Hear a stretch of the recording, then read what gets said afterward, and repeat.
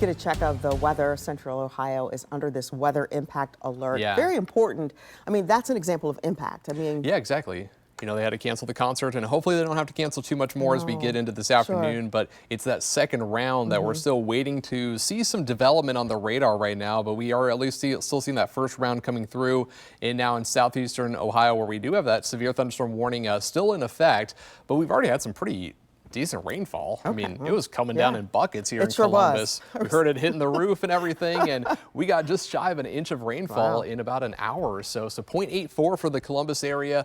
We had Newark about 3/500ths of an inch, Dublin about just under a half an inch, Mansfield over a half an inch, and some other areas seeing anywhere from over an inch of rainfall, especially around parts of Hocking County where we had that thunderstorm rolling through.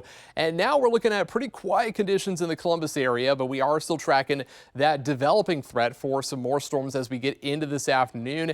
And so that's going to increase the severe threat here as we go through the next several hours. We haven't really had much severe weather, just a couple of warnings so far. But from now through about 7 p.m., that's going to be our window for this second round to build through areas, especially near and east of Interstate 71. Once that all clears out, we are talking about some much nicer conditions here going into tomorrow. But here's a look at the radar picture right now, where we do have that one severe thunderstorm warning now moving off well to the south and east, really moving away from us now still into eastern parts of Athens County, but really moving far off to the east, heading towards areas south of Marietta. So that's going to be moving into West Virginia, and not much for us to worry about here as it continues to move away from us down towards Parkersburg, West Virginia here, with potential for 60-mile-per-hour winds. Zooming things out, though, we are watching a few scattered showers, maybe a rumble of thunder around Newark, over towards areas north of Zanesville, around Coshocton. That's all moving off towards the east, but it's going to be areas back to the west that we're going to be watching for some more development here, pretty much along Interstate 71, and then tracking to the south and east for this area in orange, which is where we have that greatest threat for some damaging wind gusts and even potential for some more heavy rainfall, possibly some hail, and even a few tornadoes cannot be ruled out. So that's what we're going to be watching as we go through the rest of today. So here's a look at the latest hour-by-hour forecast, and we're moving things all the way up to about 2 p.m. as between now and 2 is when we're watching for that developing round, that second round of storms. And here we go. Noticing the storms developing along the I-71, I-70 corridor, and then watch what happens as we go towards 3 p.m.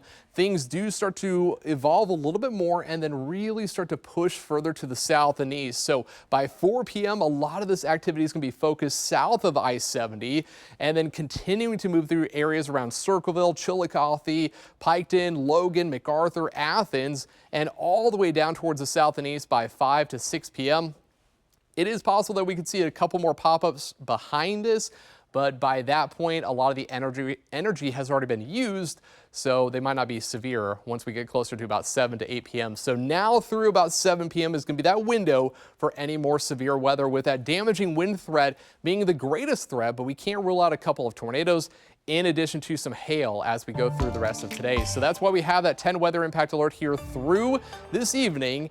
And then after that clears out, a cold front's going to come through, and it's going to usher in some much nicer conditions here. Wednesday, we got 75 and sunshine, low humidity, and then highs stay in the upper 70s on Thursday. And then we're back to the 80s here as we head towards the weekend. But Tracy, going to be still tracking those storms for today.